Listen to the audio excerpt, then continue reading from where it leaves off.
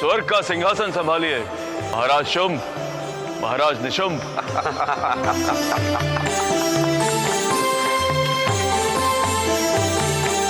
महाराज शुंभ के, महाराज निशुंभ की। मित्रों, हमने जो कहा था वो कर दिखाया है। आज ये स्वर्ग हमारा है और हम इस देवलोक के स्वामी हैं। यदि आज हम देवलोक विजेता है तो इसमें आपके पराक्रम और आपकी सेना के पराक्रम का भी योगदान है। मित्रों, केवल स्वर्ग पर विजय पाना ही हमारा लक्ष्य नहीं है, हमें इस पूरे संसार को जीतना है। अब हम विश्राम नहीं करेंगे। इसके बाद हम सूर्य देव पर आक्रमण करेंगे।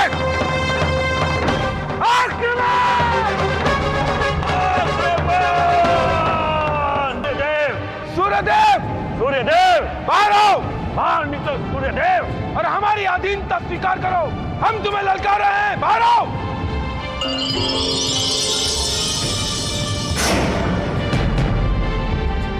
शुंभ, निशुंभ, तुम हमसे युद्ध करो अथवा हमारी अधीनता स्वीकार करो।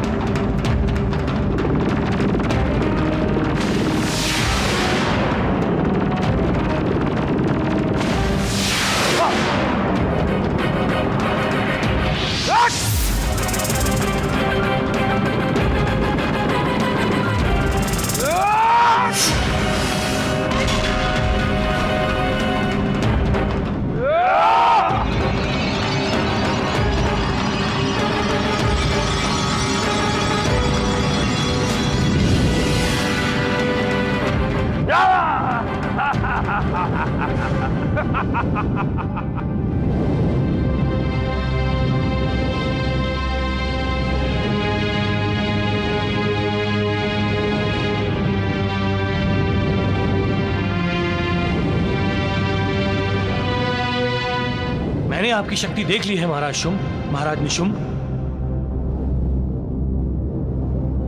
मैं आपका आधिपत्य स्वीकार करता हूं।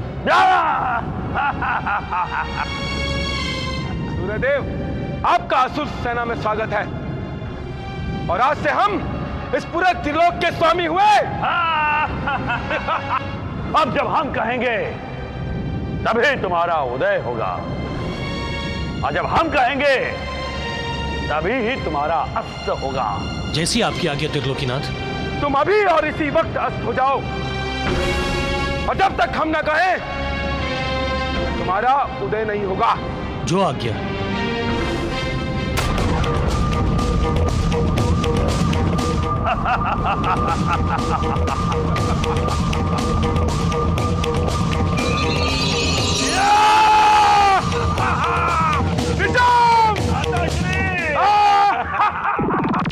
मुझे ये समझ में नहीं आया दीदी कि असुर अंधेरा देखकर खुश क्यों हुए? क्योंकि रात में असुरों की शक्ति बढ़ जाती है, वो प्रबल हो जाते हैं और उनकी माया का प्रभाव और बढ़ जाता है। इसीलिए रात में उन्हें युद्ध में हराना बहुत कठिन हो जाता है। सूर्यदेव को जीतने के बाद क्या हुआ दीदी? उसके बाद शुंभ ने बारी बारी चंद्र, वरुण और कुबेर जैसे लोकपालों पर आक्रमण करके उन्हें अपना बंदी बना लिया और फिर उन्होंने यमराज पर आक्रमण किया। यमराज! यमराज! यमराज! बाहर निकल!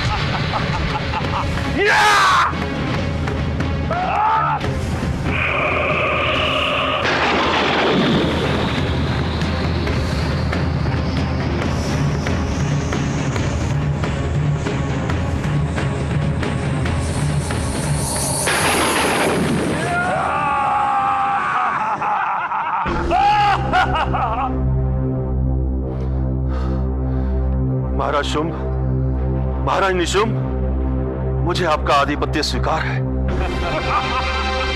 आओ निशुंभ। और यमराज को कालदंड के साथ बंदी बनाकर शुंभ और निशुंभ के दरबार में लाया गया।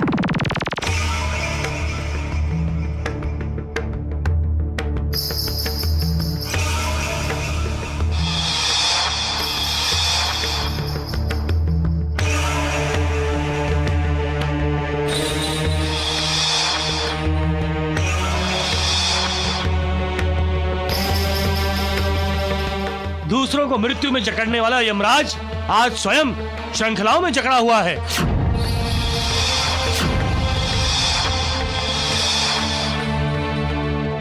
त्रिलोकीनाथ शुंभ, निशुंभ को प्रणाम। यमराज, आज से तुम देवताओं की सेवा नहीं करोगे, केवल हमारी सेवा करोगे और हमारी ही आज्ञा का पालन करोगे।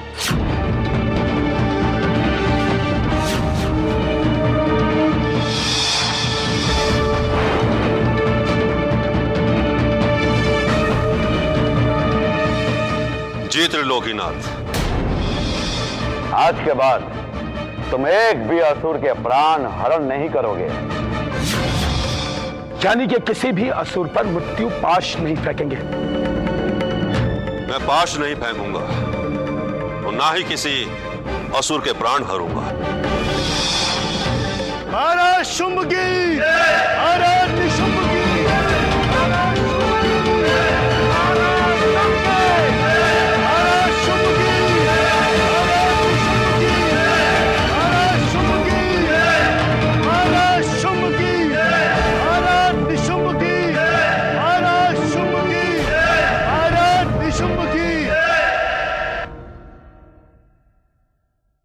महाराज की जय हो।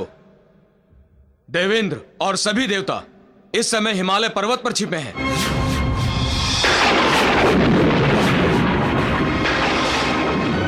सैनिकों, जाओ जाकर ढूंढो उन सबको और उन सबको समाप्त कर दो। जाओ जाओ।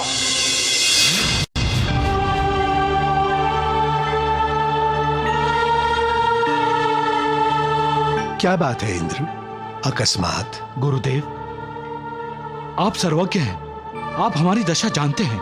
दैत्यों ने हमें त्रस्त ही नहीं किया अपितु हमारा जीना मुश्किल कर दिया है।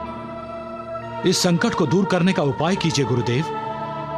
वैदिक मंत्रों से यज्ञ अनुष्ठानों में जो भी शत्रुनाश के लिए विधियां हैं उनका उपयोग करके हमें भयमुक्त कीजिए। देवेश, पूर्व समय में मां दुर्गा महिषासुर का वध कर चुकी हैं। स्मरण है, तुम्हारी स्तुति करने पर उन्होंने कहा था, जब जब तुम पर आपत्ति आए तब तब मुझे स्मरण करना, मैं तुम्हारे संकट दूर कर दूंगी।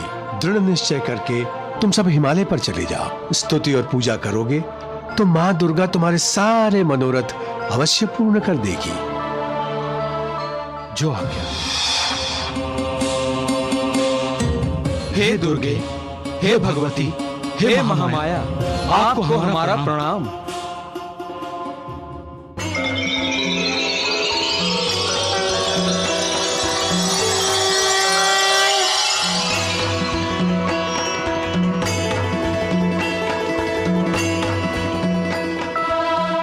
आदरणीय देवताओं, आपके मुख पर चिंता क्यों है? क्या संकट है? मुझे बताइए। जगत को नियंत्रण में रखने वाली हे करुणामयी देवी, हम आपकी शरण में आए हैं। दैत्य हमें बुरी तरह सता रहे हैं माता। हे जगदम्बे, शुंभ निशुंभ नामक दो दैत्य हैं जिन्हें वरदान प्राप्त है कि वो सिर्फ स्त्री के हाथों ही मारे जाएं। महाप्रतापी रक्तबीज और चंडमुंड भी हैं जिन्होंने स्वर्ग का राज्य छीन लिया है। माते, अब इन देवताओं का कोई सहारा नहीं है। आप इनकी रक्षा करो मां दुर्गे। युग के आरंभ में आपने इस विश्व की रचना की थी। अब दानवों से आप इस भूमंडल की रक्षा कीजिए। अभिमानी दानव जगत को पीड़ा पहुंचा रहे हैं माता। उनका विनाश करके जगत को सुख प्रदान करें।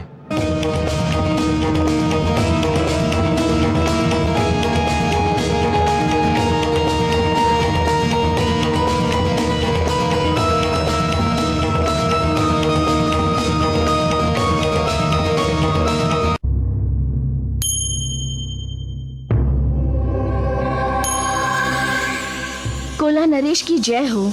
आपकी आज्ञा अनुसार सुमुखी उपस्थित है।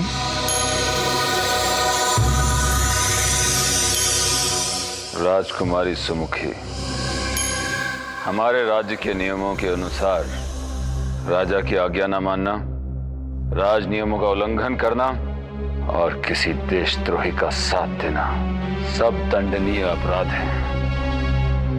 और हम जानते हैं कि तुम पर लगाए हुए ये सारे आरोप सिद्ध हो सकते हैं।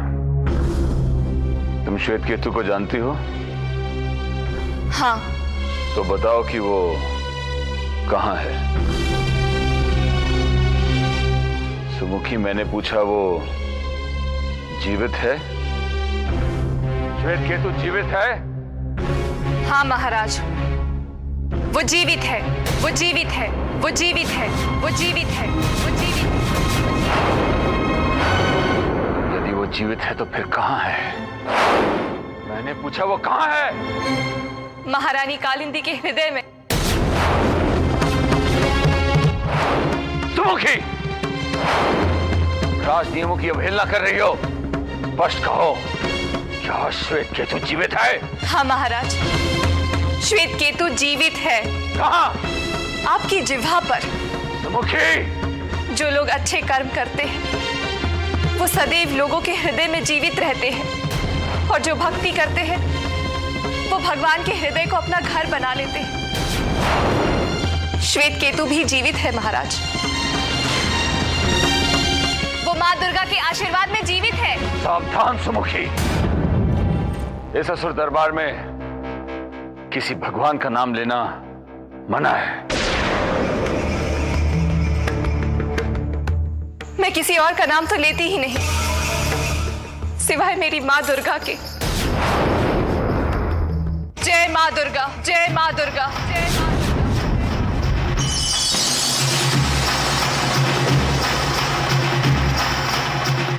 इस असुर दरबार में किसी भगवान का नाम लेना मना है। मैं किसी और का नाम तो लेती ही नहीं, सिवाय मेरी माँ दुर्गा के। जय माँ दुर्गा, जय माँ दुर्गा, जय माँ दुर्गा।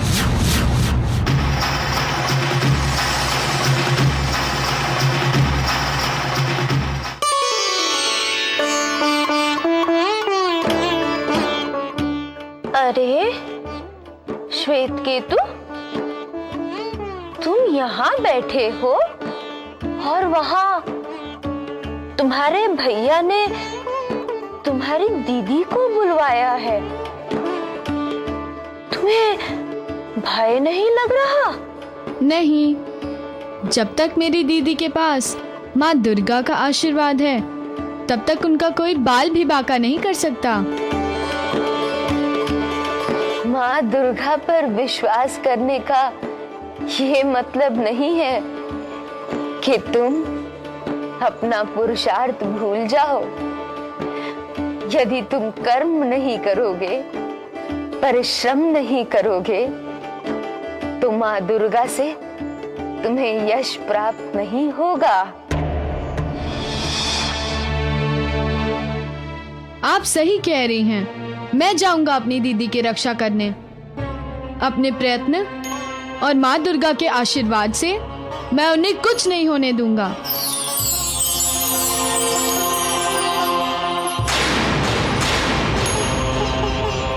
जय माँ दुर्गा, जय माँ दुर्गा, जय माँ दुर्गा, जय माँ दुर्गा।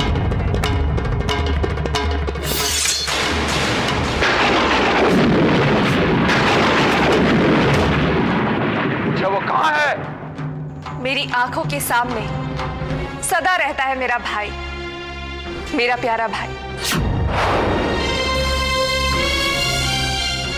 छोड़ दो मुझे, छोड़ दो मुझे, छोड़ दे मुझे, छोड़ दो मुझे। महाराज, ये लड़की आपके कक्ष के अंदर आने का प्रयत्न कर रही थी।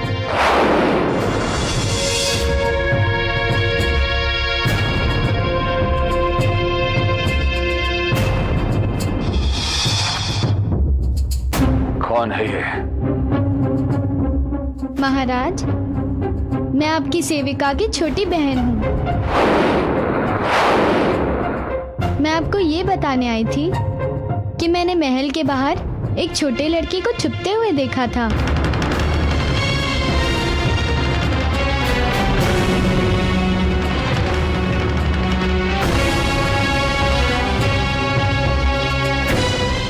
इसका मतलब श्वेत केतु यहीं कहीं है। जाओ जाके ढूंढो उसे और इसे कारागृह में डाल दो।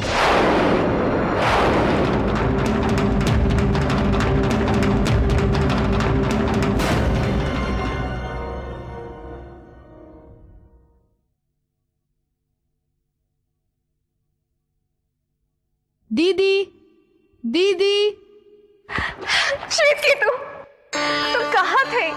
पता है मुझे तुम्हारी कितनी चिंता हो रही थी।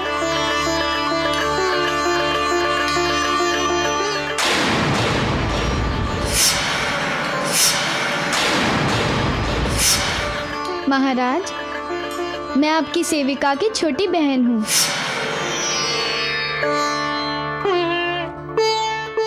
कुछ समझी दीदी?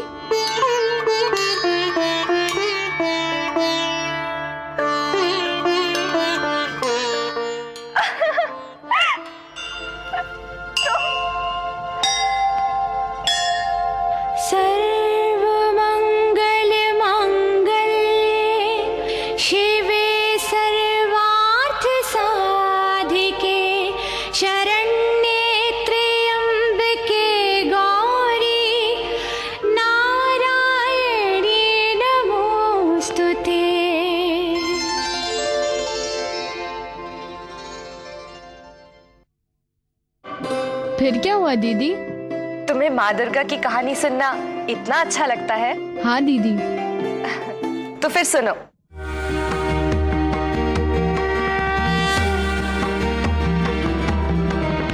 देवों की सुनकर स्तुति प्रकट हुई दुर्गा। देवों की सुनकर स्तुति प्रकट हुई दुर्गा। अपने तन से प्रकट की शक्तिमयी जगदम्बा। अपने तन से प्रकट की शक्तिमयी जगदम्बा। शक्तिमयी जगदम्बा। शक्तिमयी जगदम्बा। शक्तिमयी जगदम्बा। शक्तिमयी जगदम्बा। शक्तिमयी जगदम्बा।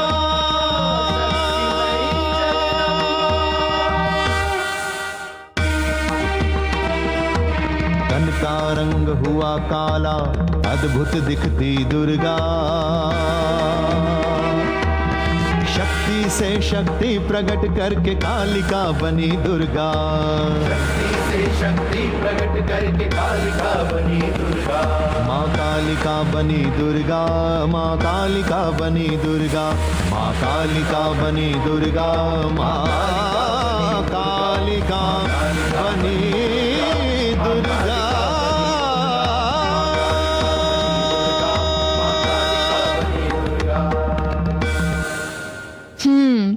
तो श्वेत केतु, तो तुम बता सकते हो कि जगदम्बे के निर्माण के बाद माँ दुर्गा का रंग काला क्यों पड़ गया? उनका दिव्य रूप जो उनमें से निकल गया। देवी का दिव्य रूप उनमें से कभी नहीं जाता श्वेत केतु। जगदम्बा के निर्माण के बाद माँ दुर्गा का शरीर बहुत दुर्बल हो गया था, इसलिए उनका रंग काला पड़ गया और उनका नाम कालिका हो गया। हाँ, परंतु उनकी दिव्य शक्तियाँ वैसी की वैसी ही रही।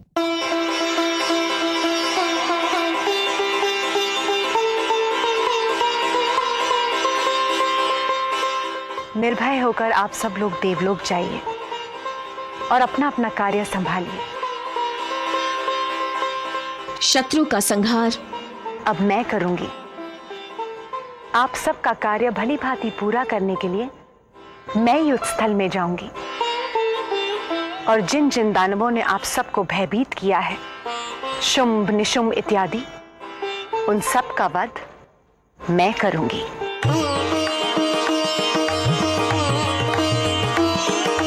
जय मां जगदम्बे। जय मां काली। जय मां जगदम्बे। जय मां काली। चलें कालिके, जैसी आपकी आज्ञा।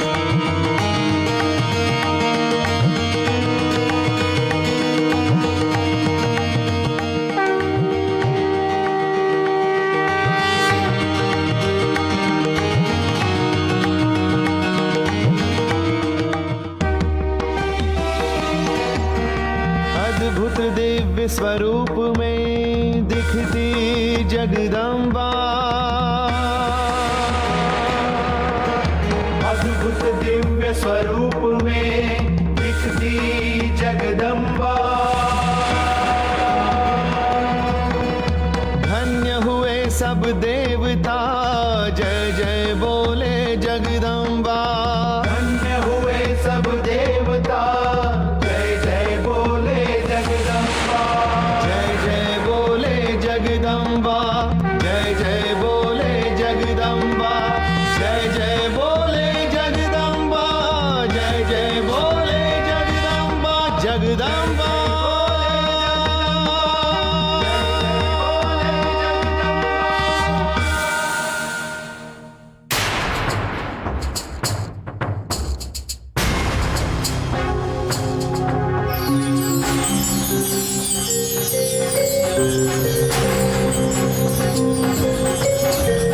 मुंड, हाँ चरण, मैं जो देख रहा हूँ, क्या तुम भी वही देख रहे हो? मैं तो सुंदर सुंदर युवतियों को देख रहा हूँ। यहाँ अकेले क्या कर रही हैं दोनों? लगता है हमारी प्रतीक्षा कर रही हैं।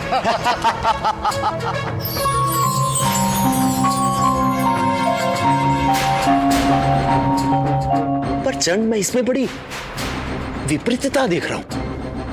एक तो एकदम अंधेरे जैसी और दूसरा एकदम उजाला।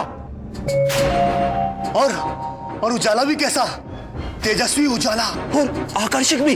हाँ। मुंड, हम अपने स्वामी के कर्तव्य परायण सेवक हैं। तो चलो फिर स्वामी को सूचित करते हैं। नारायण नारायण। मां जगदम्बा ने अपना जाल फैलाना शुरू कर दिया है। अब शुंभ निशुंभ बचने वाले नहीं।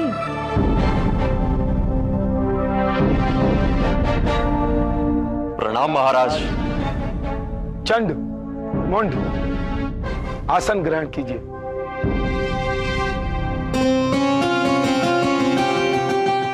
क्या बात है, आज आप बहुत ही प्रसन्न दिखाई दे रहे हैं। महाराज, आप भी प्रसन्न होंगे जब उसे देखेंगे। किसे? जिसे देख के कामदेव भी मोहित हो जाए।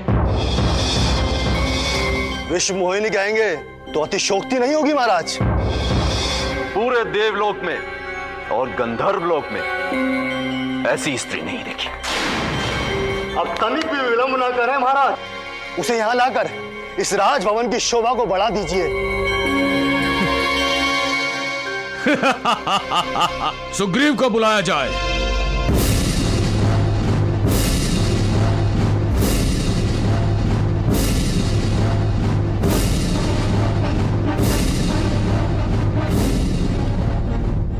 प्रणाम महाराज, आज्ञा करें। सुग्रीव, हमने जिस कार्य के लिए तुम्हें यहां बुलाया है उसे केवल तुम ही सफल कर सकते हो। बाकी चंड और मुंड तुम्हें विस्तार से बता देंगे। जाओ सुग्रीव, अपनी विनम्रता और अपनी मधुर वाणी का उचित उपयोग करो और उस विश्व सुंदरी को हमारे राजभवन की शोभा बढ़ाने के लिए राजी करो। जो आज्ञा महाराज।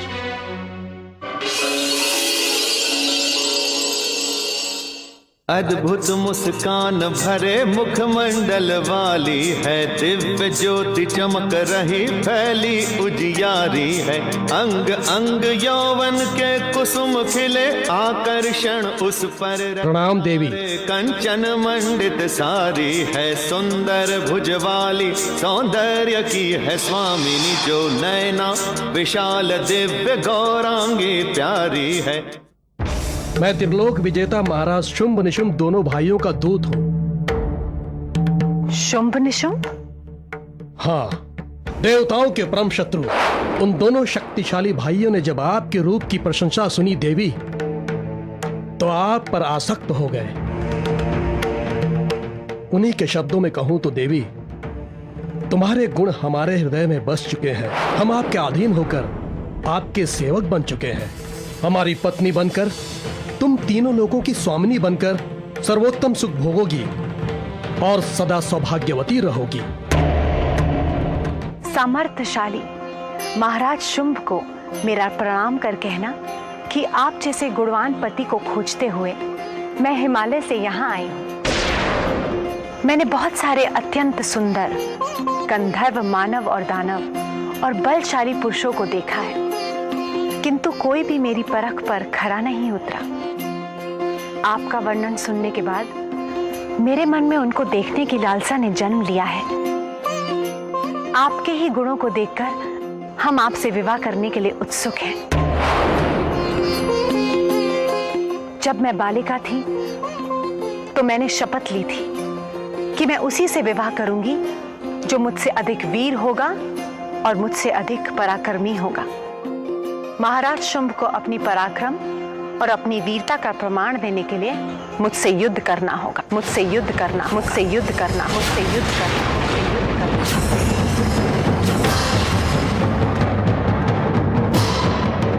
क्या ये आप क्या कह रही हैं देवी? आप महाराज शुंभ से युद्ध करेंगी? त्रिलोक विजयी महाराज शुंभ से?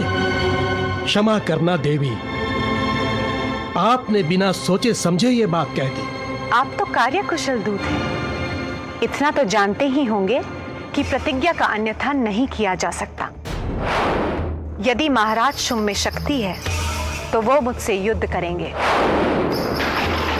और यदि वो मेरे त्रिशूल से डरते हैं तो उन्हें ये पृथ्वी और स्वर्ग छोड़कर पाताल लोक चले जाना चाहिए। वहां वो जीवित रहेंगे।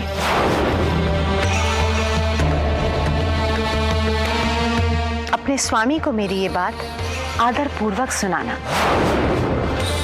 मैं उनके विचार जानने की प्रतीक्षा कर रही हूं।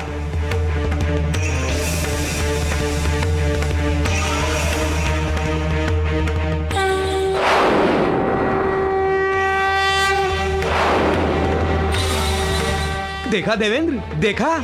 नारायण नारायण, कैसे मां जगदम्बा ने शुंभ के अहम को ठेस पहुंचाई है। देवर्षि, अब तो उसे युद्ध करना ही होगा। यही तो मां दुर्गा चाहती है देवेंद्र। नारायण नारायण।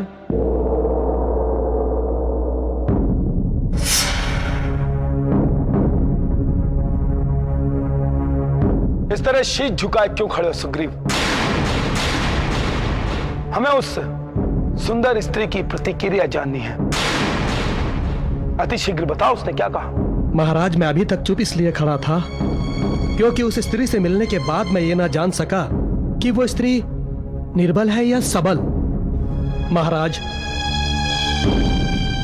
उसके कथनानुसार वो आपसे युद्ध करना चाहती है। आपसे युद्ध करना चाहती है।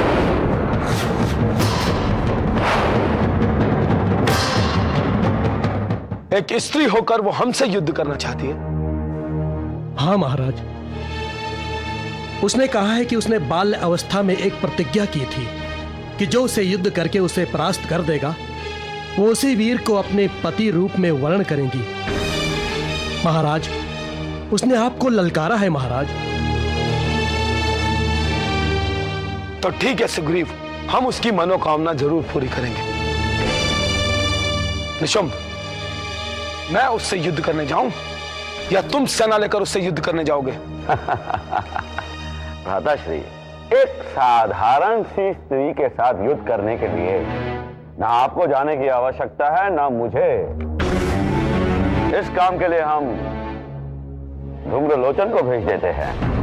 वो शीघ्र ही उसे अपने अधीन बनाकर यहाँ ले आएगा, फिर आप उसके साथ विवाह कर लेना। धूम्रलोचन महाराज, तुम एक विशाल सेना लेकर जाओ और उस अभिमान में चूर रहने वाली हठैली स्त्री को पकड़कर यहां लेकर आओ। जो आज्ञा महाराज।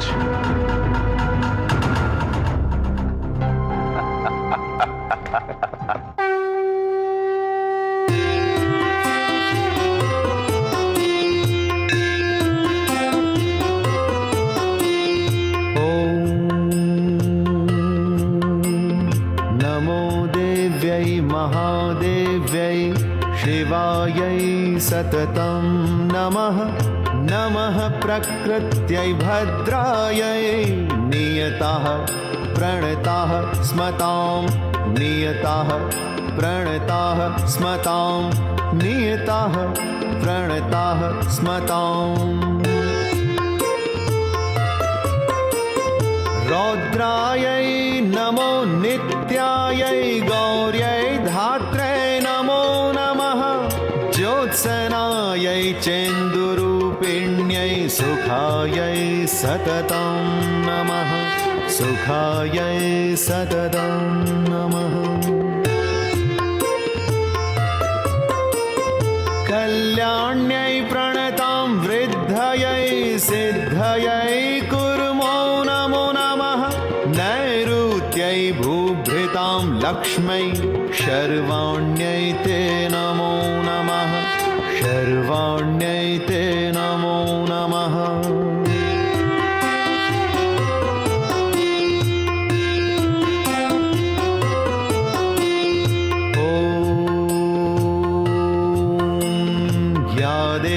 सर्वभूतेषु विष्णुमायेति शब्दिता नमस्तस्यै नमस्तस्यै नमस्तस्यै नमो नमः नमस्तस्यै नमो नमः नमस्तस्यै नमो नमः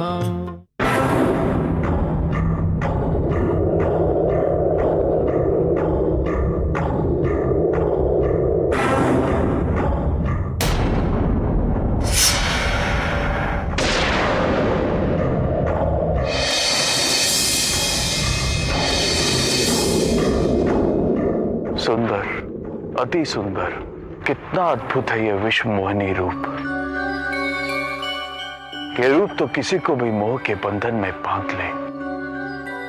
महाराज शुंभ ने सत्य ही कहा है, ये कोमलांगी तो उनकी भार्या बनने के योग्य है।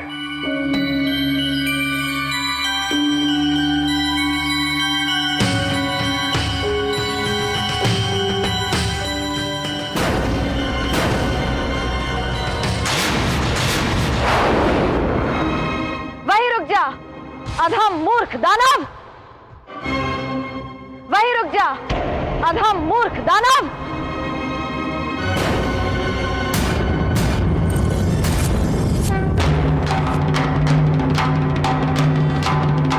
तुम्हारा साहस कैसे हुआ इस पवित्र स्थान में आने का?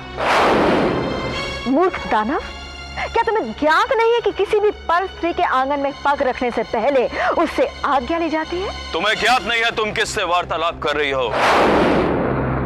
मैं महान त्रिलोक विजेता महाराज शुंभ का सेनापति धूम्रलोचन हूं। मैं आज्ञा लेता नहीं, आज्ञा देता हूं। अगर मैं अपने महाराज के आदेश से बंधा नहीं होता तो तुम्हारी इस धृष्टता के लिए तुम्हें कठोर दंड देता। अरे मूर्ख दानव, बातें मत बनाओ। अगर है पराक्रम तो उठाओ शस्त्र, चलाओ मुझ पर। मैं तुम्हारी एक इच्छा भी पूरी कर देता, परंतु मैं यहां युद्ध करने नहीं आया हूं। मैं तो इस विश्व मोहिनी के दर्शन करने आया हूं और इनसे निवेदन करने आया हूं कि हमारे महाराज इनके विरह में व्याकुल हैं। उन्हें नीति शास्त्र का सर्वोत्तम ज्ञान है, इसीलिए उन्होंने अपना दूत भेजा था, जिसका तुमने अनादर कर दिया।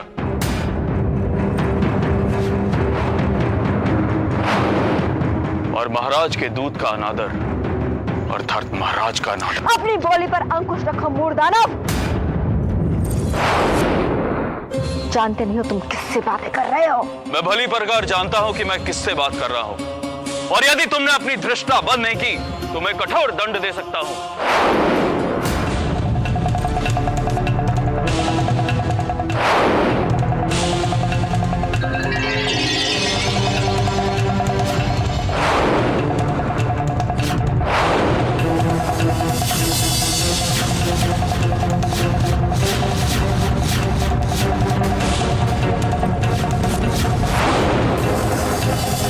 शांत काले की शांत। पहले हम इनके यहाँ आने का पूरा अभिचार्य तो सुन लें। बोलो धूम्रलोचन, बोलो तुम क्या कहना चाहते हो? हम तुम्हारी पूरी बात सुनेंगे। कितना अंतर है तुम में और इस कालिका में। सुंदर शरीर और उतना ही सुंदर मन, इसीलिए तो हमारे महाराज तुम्हारे प्रेम के वशीभूत हो गए। तो फिर तुम्हारे महाराज को हमारे पास यहाँ आना चाहिए था और मेरी शर्त के अनुसार मुझसे युद्ध करना चाहिए, मुझ पर विजय प्राप्त करनी चाहिए। लेकिन यहाँ आना तो दूर, मुझ पर विजय प्राप्त करना तो दूर, उन्होंने तो अपनी सूरत भी नहीं दिखाई। क्या मैं जान सकती हूँ कि वो स्वयं यहाँ क्यों नहीं आए और तुमको क्यों भेजा? वो इसलिए बहन जगदम्बा कि इनके महाराज डरपोक हैं। आपका सामना करने की साहस नहीं है उसमें। हमारे महाराज डरपोक नहीं है, वो तो त्रिलोक विजेता है। हमारे जैसे उनके पास अनेक सेवक हैं जिन्होंने इंद्र तथा अनेक देवताओं पर विजय प्राप्त की है, और हमारे जैसे सेवकों के रहते उनका आपके पास आना उचित नहीं है। अगर आपके महाराज डरपोक नहीं है तो उनको यहाँ आना चाहिए था। तुम बड़ी चतुर हो देवी और बड़ी गुणी भी। तुम संसार की सबसे गुणी स्त्री हो, इसीलिए हमारे महाराज तुम पर आसक्त हैं और तुम उनकी पटरानी बनकर अनेक उत्तम सुखों को भोगोगी। अरे मूर्ख! अरे अधम! किसकी बातें कर रहे हो तुम? किससे संबंध जोड़ने की बातें कर रहे हो तुम? कहा तो वो प्रचंड मूर्ख शुंभ, और कहा विश्व को विमोहित करने वाली भगवती जगदम्बा, जो हमारी भगवती के चरणों के धूल तुल्य नहीं है, उसे माथे की बिंदिया बनाने की बात कर रहे हो तुम? जाओ जाओ, जाके निशुंभ और शुंभ से मेरी बात सच सच कह देना कि मैंने क्या क्या कहा है। उनसे जाकर कहो कि या तो वो यहाँ आए हमसे युद्ध करने, नहीं तो इसी समय पाताल लोक में पलायन कर जाएं। नहीं तो मेरा और भगवती जगदम्बा का प्रकोप उन्हें पाताल में भी चैन से जीने नहीं देगा। जाओ ना, जाओ जाओ जाओ जाओ।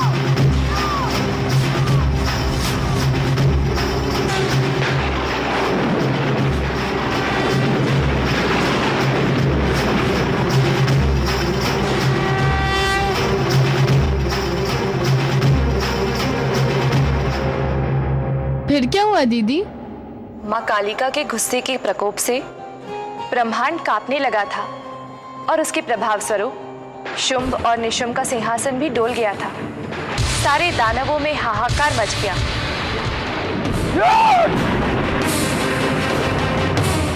निशुंभ, इस त्रिलोक में ऐसा कौन है जो हमें चुनौती दे रहा है?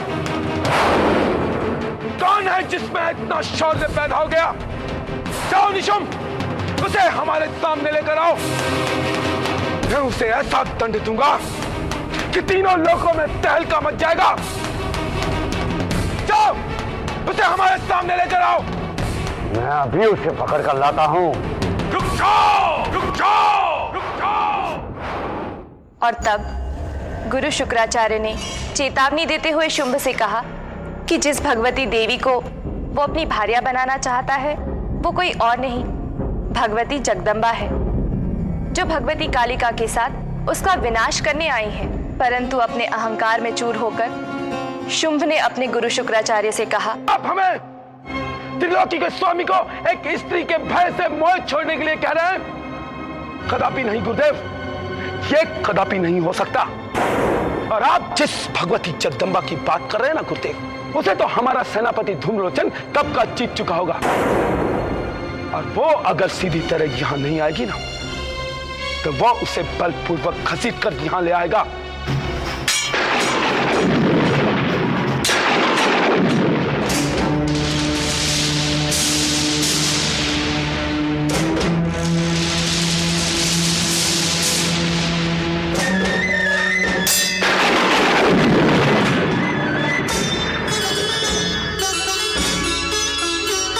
जगदंबिका महारानी, महिषासुर खल अभिमानी, दुर्गा महामाया, असुर भी मायाधारी।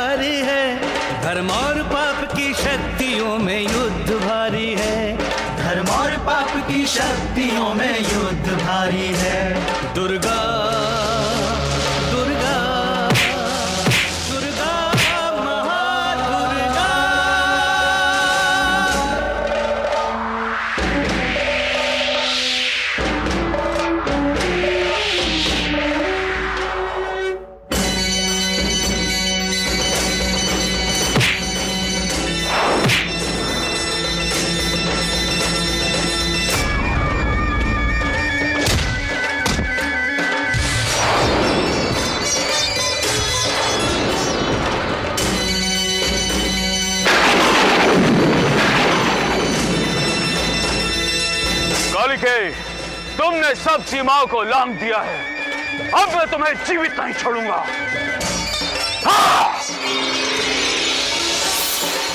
शस्त्र अनेक चला रहा है, रूप अनेक बना रहा है।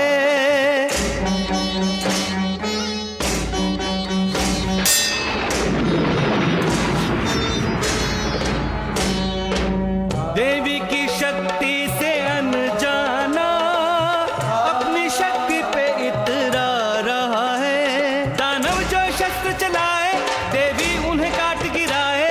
इस महासमर को देख कंपित सृष्टि सारी है। धर्म और पाप की शक्तियों में युद्ध भारी है। धर्म और पाप की शक्तियों में युद्ध भारी है।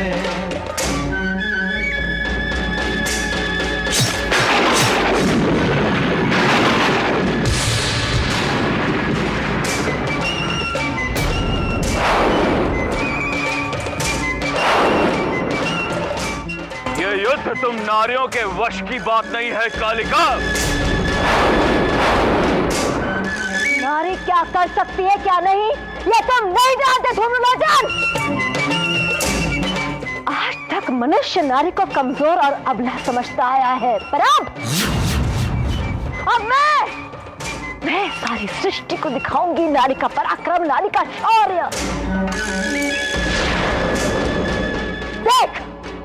देख नारी की शक्ति, देख और सीख ले ये सबक कि नारी को दुर्बल समझने वाले हर पुरुष का ऐसे ही सर्वनाश होगा। देवी माता ने बड़ा न्याय किया है, दानव को अवसर क्षमा का दिया है। दानव को अवसर क्षमा का दिया है। आ पहुंची है निकट वो घड़ी, जिसके लिए अवतार लिया है। जिसके लिए अवतार लिया है। अब बता कौन किसके वश में है? तू जैसे नराधमों के लिए नारी मृत्यु है, जिसका प्रमाण मैं आज तेरी मृत्यु बनकर दूंगी। बोली महामाया सुन ले, तू शरण या मरण चुन ले। लिखा मरण तो फिर शरण किसने स्वीकारी है। धर्म और पाप की शक्तियों में युद्ध भारी है। धर्म और पाप की शक्तियों में युद्ध भारी है। दुर्गा दुर्गा दुर्गा महादुर्गा।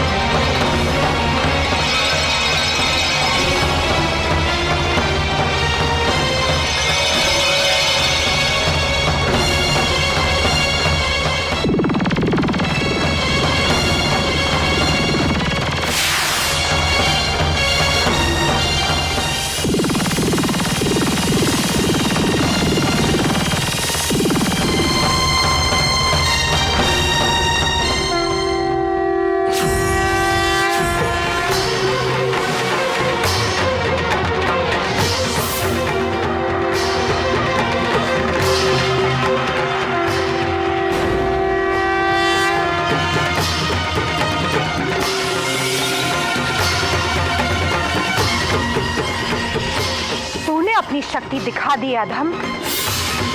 अब मेरी शक्ति को देख। बच सकता है तो बच के दिखा अधम।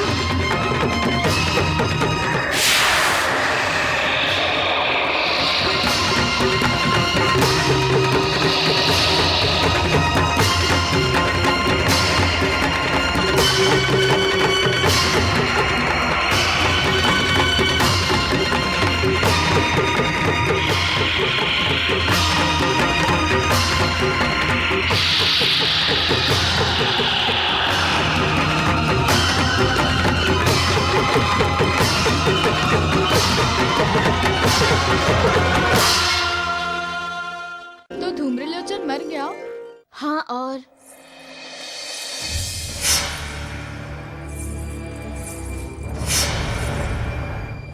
आपका ध्यान कहाँ है दीदी? तुम जल्दी से जाकर छुप जाओ। जाओ।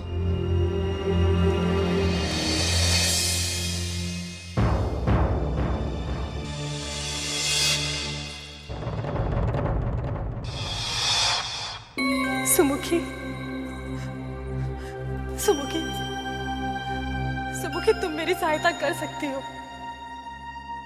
मैं जानती हूँ कि श्वेत केतु तुम्हारे पास जरूर आएगा। उससे कहना मुझसे मिले। देखो, अगर वो भवन में हमसे नहीं मिल सकता तो कोई बात नहीं, मैं उसके लिए बाहर चली जाऊंगी। मैं कहीं भी जा सकती हूँ। उससे कहना सुमुखी कि उसकी भाभी उसकी याद में तड़प रही है। मैं नहीं रह सकती उसके बिना। अपने बच्चे को मैं जीवित देखना चाहती हूँ। मेरा श्वेत केतु।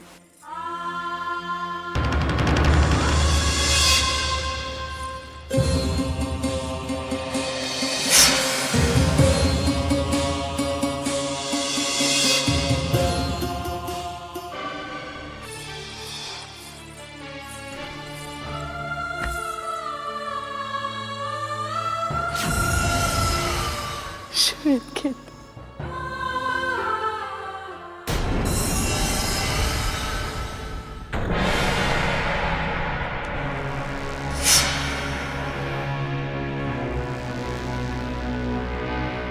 क्या हुआ कालिंदी?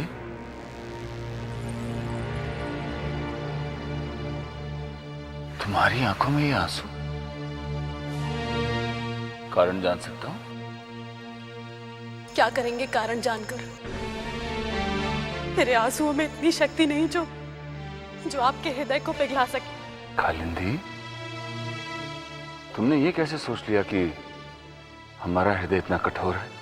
जो दिखाई दे रहा है उसे झुटलाया नहीं जा सकता।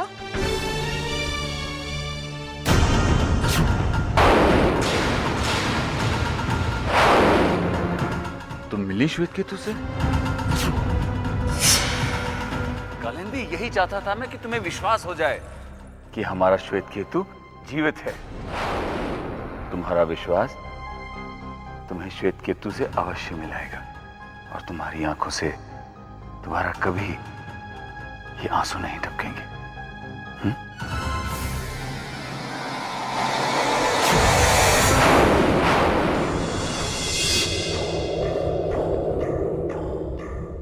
यदि श्वेत केतु जीवित है तो इसका प्रमाण मुझे केवल तुम्हारे द्वारा मिल सकता है कालिंदी। नहीं दीदी, मुझसे भाभी की दशा नहीं देखी जाती। मैं उनसे मिलने जाऊंगा।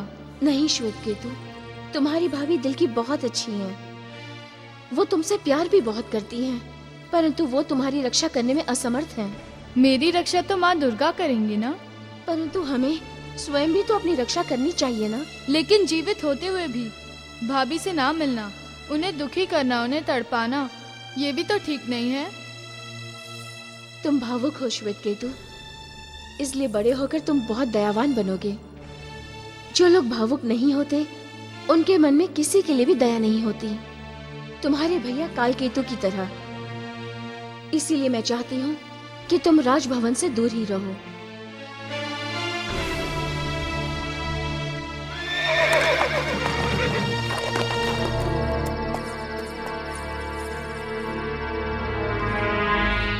ये तो राजवैद्य हैं। ये राजभवन में क्या कर रहे हैं? अवश्य महल में कोई अस्वस्थ है। कहीं वो भाभी तो। श्वेत केतु, कोई आ रहा है, तुम जल्दी से जाकर छुप जाओ।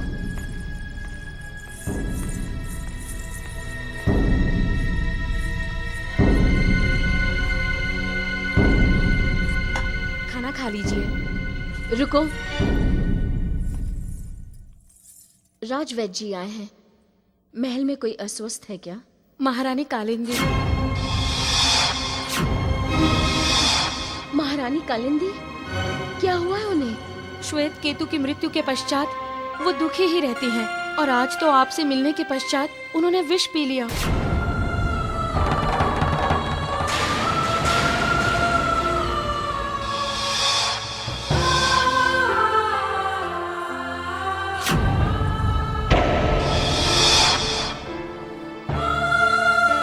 भाभी ने विष पी लिया? क्यों पिया भाभी ने विष? मैं उनके पास जा रहा हूँ। नहीं श्वेत केतु, तुम नहीं जाओगे। हो सकता है ये सेविका असत्य कह रही हो। इसमें उनकी कोई चाल हो सकती है ताकि तुम अपने आप को रोक न सको और राजभवन चले जाओ। तुम मत जाओ श्वेत केतु।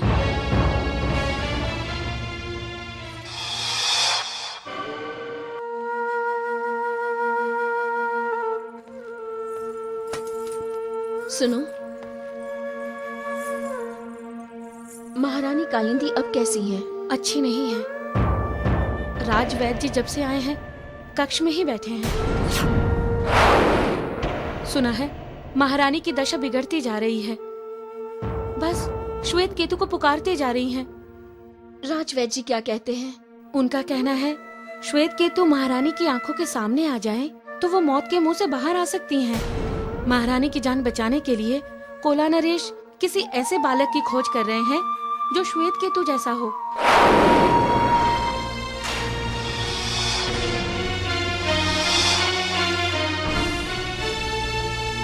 श्वेत केतु महारानी की आंखों के सामने आ जाए तो वो मौत के मुंह से बाहर आ सकती है।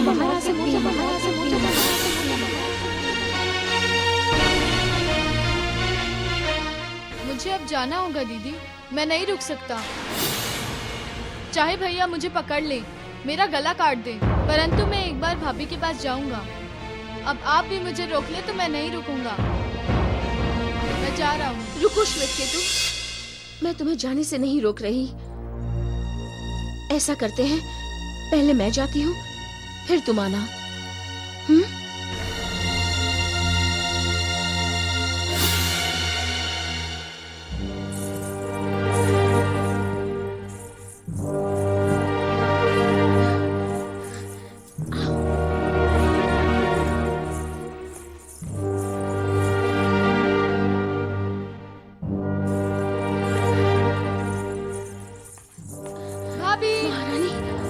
महारानी कालिंदी, भाभी मैं आ गया हूँ। महारानी कालिंदी, उठिए भाभी उठिए। महारानी कालिंदी, मुझे क्षमा कर दीजिए महारानी।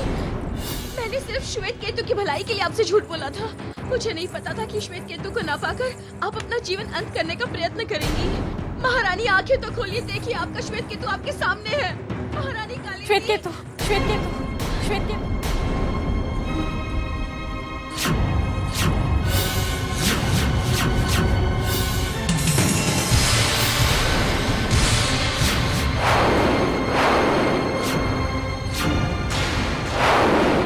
जीवित हो?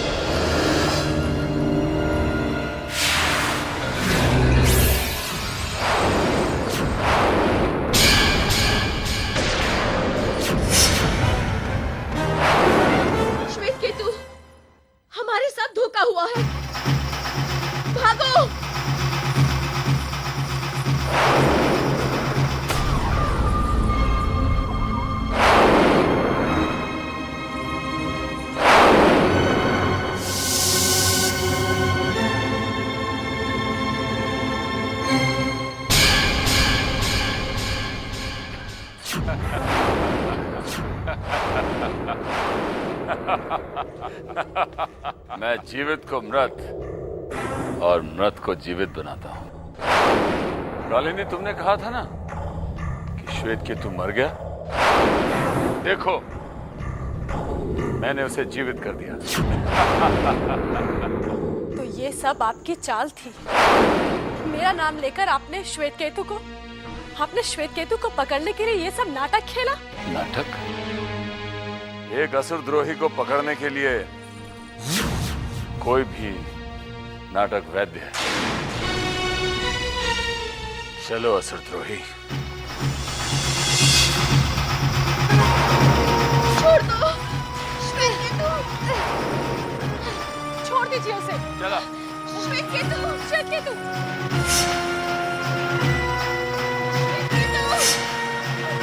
छोड़ो।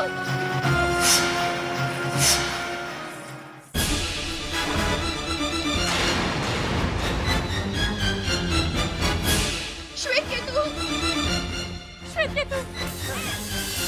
छोड़ दीजिए उसे। श्वेत केतु। दुष्ट राक्षस, तुमने इसे खाई में फिकवा दिया था, फिर भी ये जीवित वापस आया। जीवित कैसे? सोचो, तुम